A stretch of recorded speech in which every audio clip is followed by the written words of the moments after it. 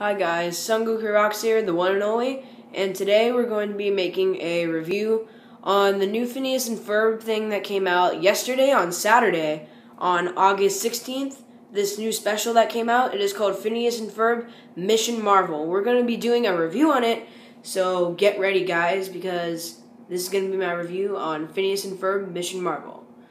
So, let's start off with it. Okay, so this episode appeared yesterday on Disney Channel, August 16th, and it is going to appear on Disney XD on August 25th.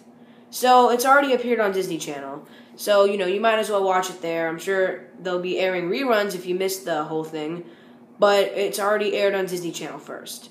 So, it would make more sense to watch it there than to wait till when it appears on Disney XD. But, so let's just jump right into the review, and I'll give you a little bit of the plot analysis first. So, at the first part of this, I'm just going to get to the main plot.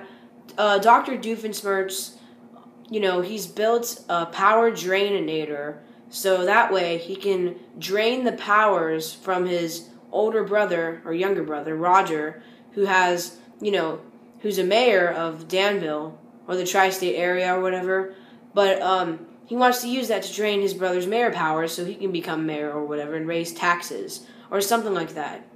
But then what happens is that Perry the Platypus comes and destroys one of the nader parts, I think, and one of the cords gets broken, and somehow Dr. Doofenshmirtz's power drainator goes all the way to New York City, and what basically happens is that the naders or whatever, its beam hits a satellite, a space satellite in outer space, and the space satellite reflects off of it and hits onto New York, where Spider-Man, Thor, Hulk, and Iron Man are all fighting a bunch of villains, and it reflects on them and it drains their power.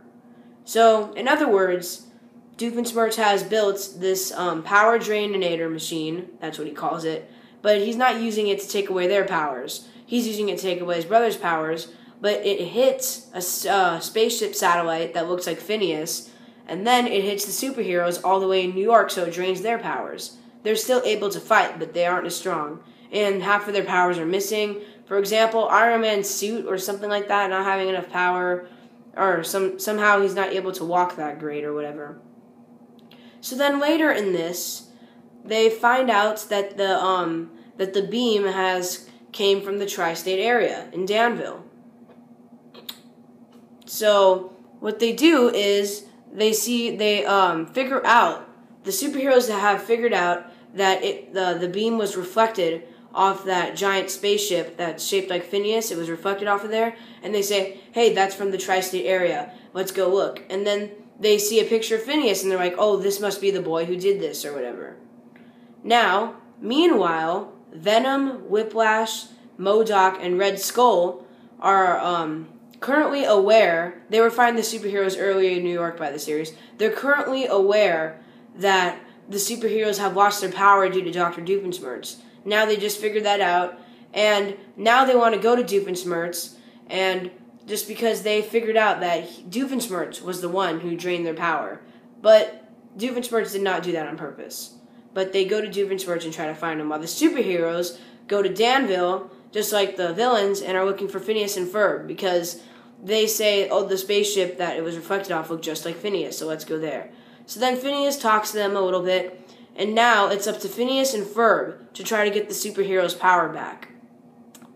And, they build all their machines, so, we're sure they're going to get the superheroes' power back. So in other words, that's the main plot of the story. The superheroes have lost their powers, and they know that this has happened in Danville, and they know it was from Dr. Doofenshmirtz. Well, I'm not sure if they know if it's from Dr. Doofenshmirtz, but it's from a beam that reflected off a space satellite above Danville, and the beam went on to New York and drained their power. So they're suggesting Phineas and Ferb knows something about it, but they don't know anything about it. Now, yeah, so the beam was actually caused from Dr. Doofenshmirtz, even though he wasn't purposely trying to drain their powers. He was trying to drain his brother's powers, who was a mayor. So, in this, that's just the basic plot. I know my plot kind of sucked, but that's probably the best I can do with the plot. So that's the main point of this, is that the superheroes have lost their power, and Phineas and Ferb have to help them get their powers back. And that's, there's a lot of and you can already think, well, they're probably going to get their powers back. I know that's a spoiler alert, but they do. And there's a lot of good I'm going to switch to this transition right now. There's a lot of good action scenes in this. Now, I know what you're thinking. Oh, well, it's not compared to any other of the Marvel animated movies. Okay, yeah, I know that. But the action scenes are actually still pretty cool to watch. I mean, of course, they're not compared to stuff like Batman Under the Red Hood or anything like that, or any other Marvel thing. And I know Batman's not Marvel, by the way, but I'm just using that as an example. But I'm just saying, the action scenes were actually kind of entertaining to watch. It was fun, and it was even fun watching Phineas and Ferb fighting alongside the heroes when, spoiler alert, they helped get their powers back. It was fun to watch Phineas and Ferb fighting alongside them against Venom, Red Skull, and MODOK and Whiplash.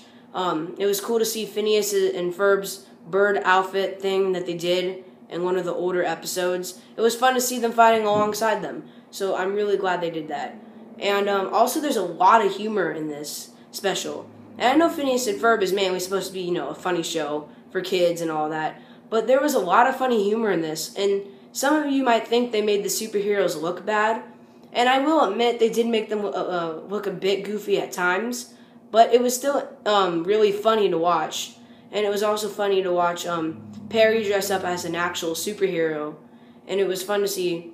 It was fun. There was there was a reference in one of the jokes. There was a reference to Howard the Duck, which is an old Marvel comic.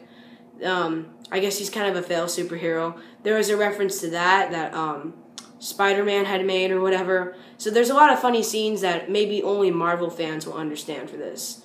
And yeah, it's pretty humorous. So even if you're an adult or an older teen, I recommend you go watch this. You'll still get a laugh out of some parts. And, there's like one reference that you might get if you're a Marvel fan or whatever. But, most of the humor is made for the kids, but it still is pretty funny, I have to admit. There is funny parts. So, there's a lot of funny parts in this. So, the action scenes are pretty good. The funny parts are pretty good. The script and dialogue was pretty straight on. I mean, like I said, there's a lot of humorous dialogue in this and humorous scenes that happen. All of that. The voice acting was great. And the whole plot of it was good. It was cool to see. Most of the Marvel characters are based off the 2 new series that are appearing on Disney XD.